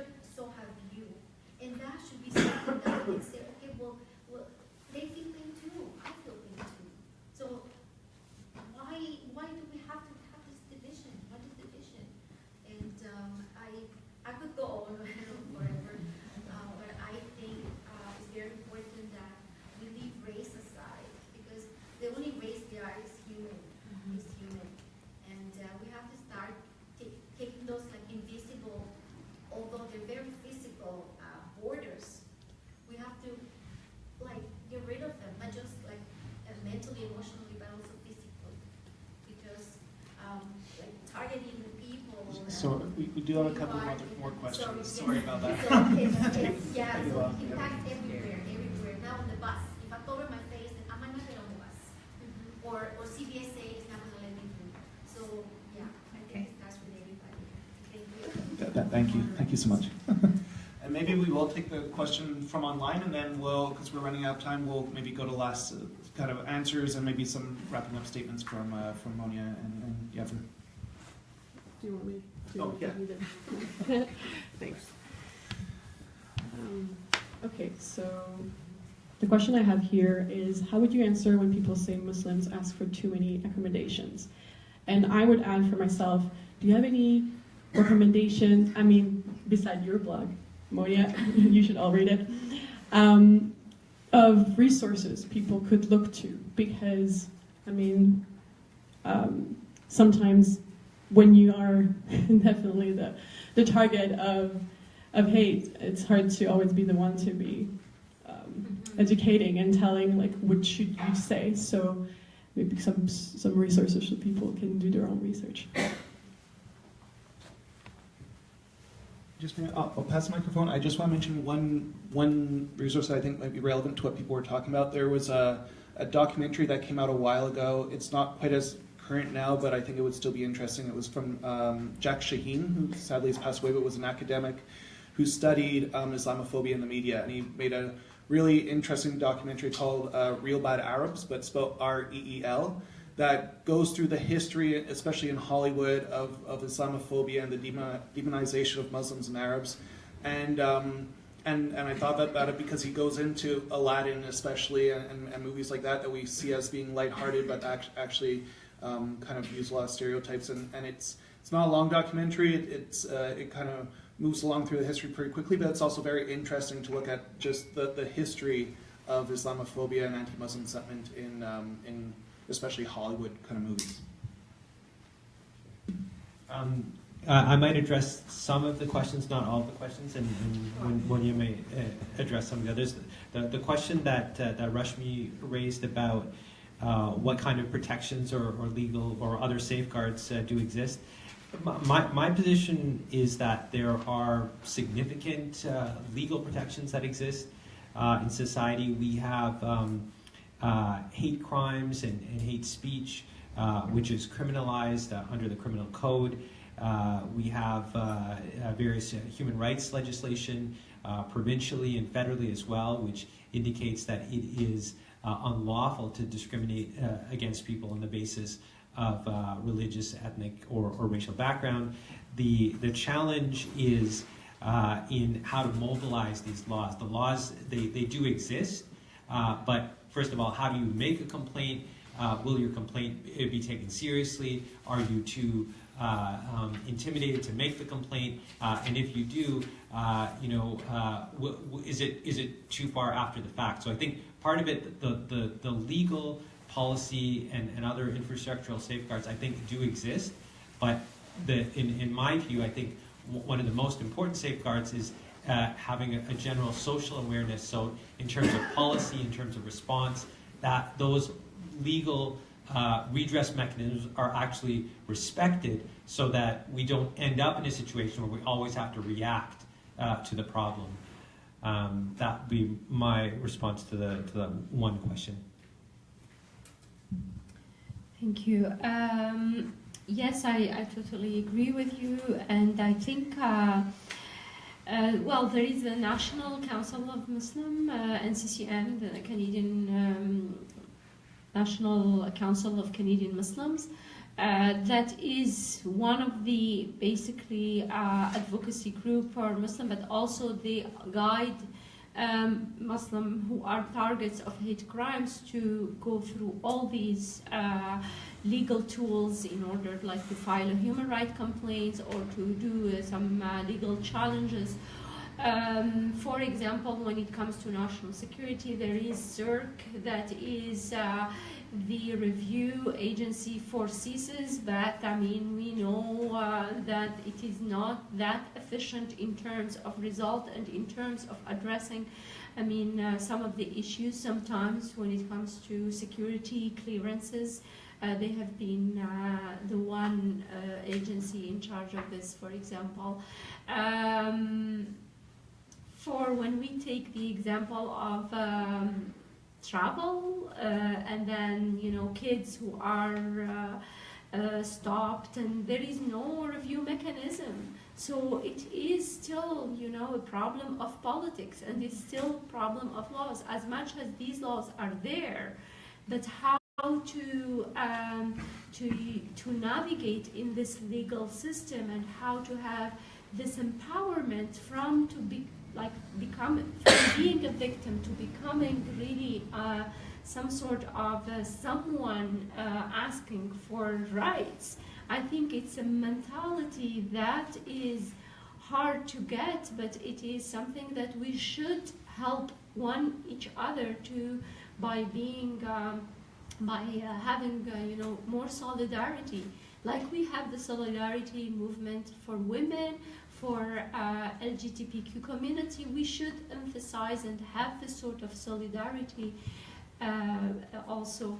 I think when it comes to the reasonable accommodation, this is something we heard, and I remember you hear a lot, especially in Quebec, when there was the first debate about the reasonable accommodation. By the way, reasonable accommodation existed years, really ago, many years before Muslim. And I think, again, the media played that role where something used to be done really in some sort of a private setting between the person who is asking for accommodation and the institution. What this used to be done in a way under the radar became all of a sudden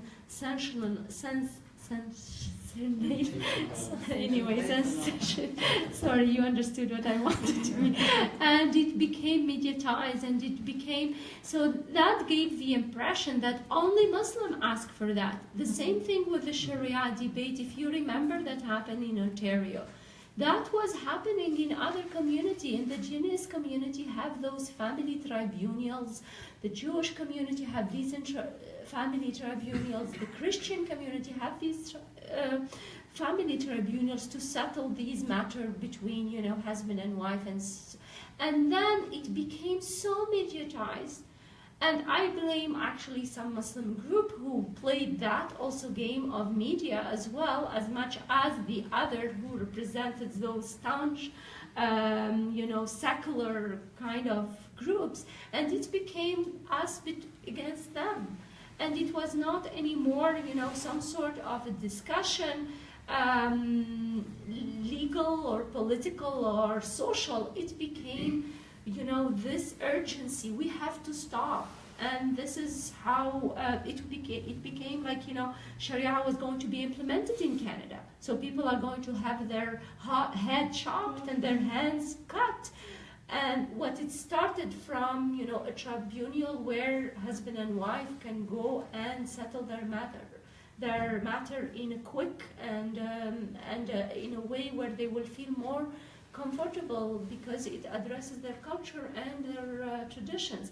So I think those things, they seem, I mean, did we ask ourselves how many Muslims are there in Canada? Like, you know, how many? I mean, we have debate. How many women in Quebec who are wearing niqab? I read it on the Star that there are 90 in Quebec, 90 women. And actually, I think the figures are even less. And from these 90 women, I'm sure many of them, 90% are in Montreal, right? So why do we have a law for 90 women?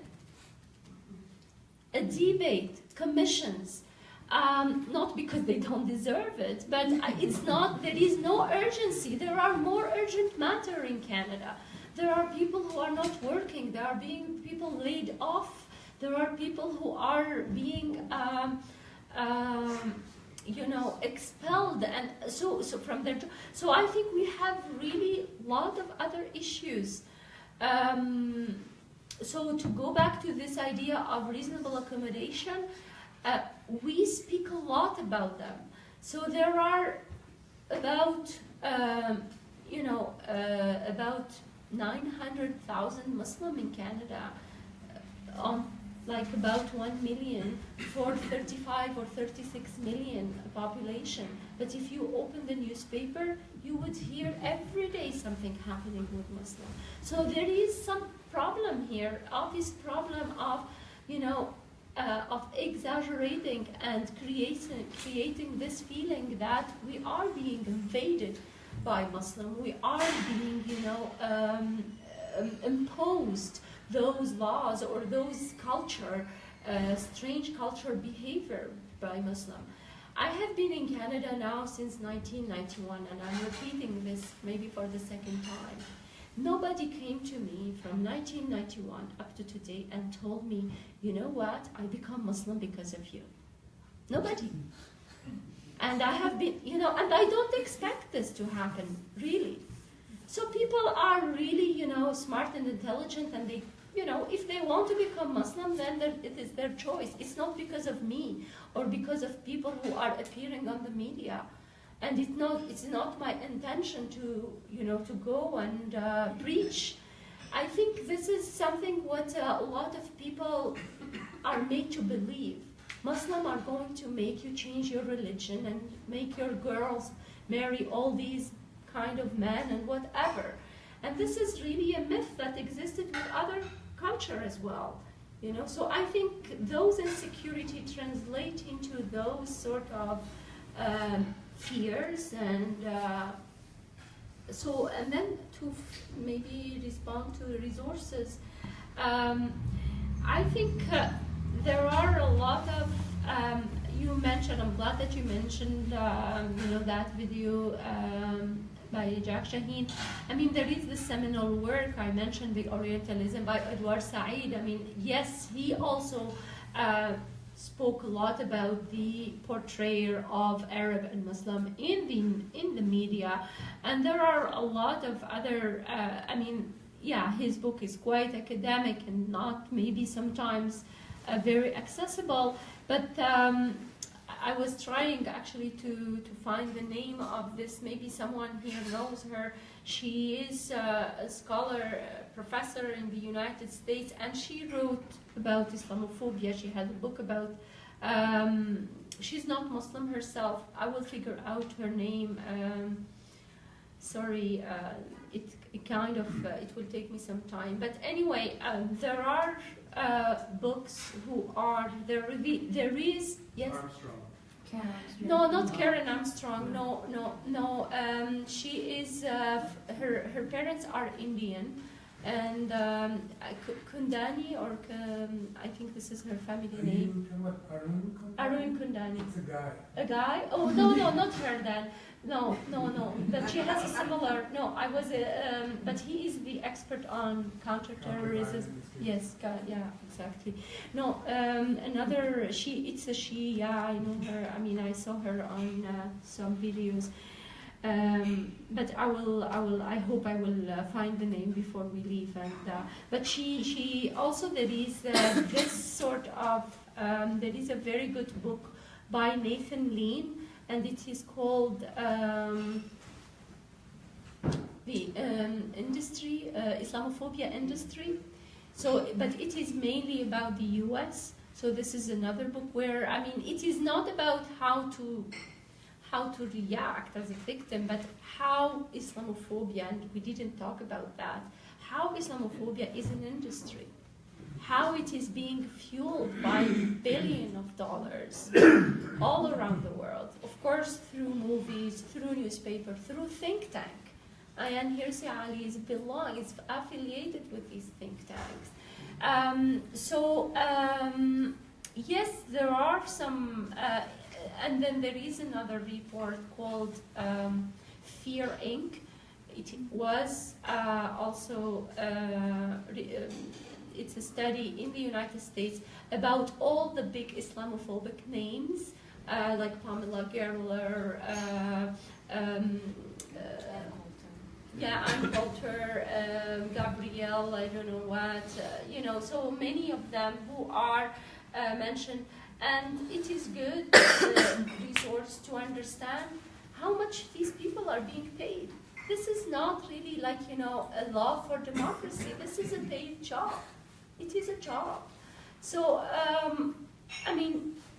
please go, and it's very important that we educate ourselves if we really want to push against those narratives. And of course, we need to learn about and be part of creating a new narratives, narratives of empathy. Very important. We lost that, and there is nothing wrong to bring it again and to have it, today.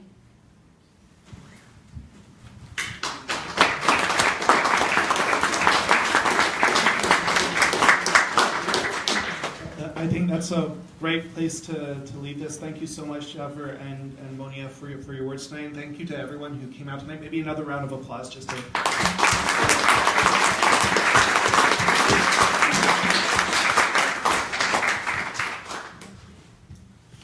So just as everyone's leaving, there is the sign-up sheet that was going around. If whoever has it can leave it by the table on their way out. There's also, if people would like to make a donation to our work, there's a cash box by the door, or you can also go on iclmg.ca to support our work.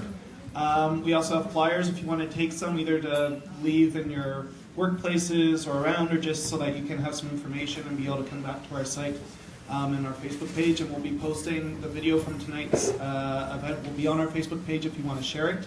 And we'll also post some of those resources that we were talking about there as well, so people will be able to find them and kind of refer back to that afterwards. Thank you again so much for coming out. And again, November 15th, we'll be back here for National Security and Dissent. We're going to have some amazing speakers. Thanks again.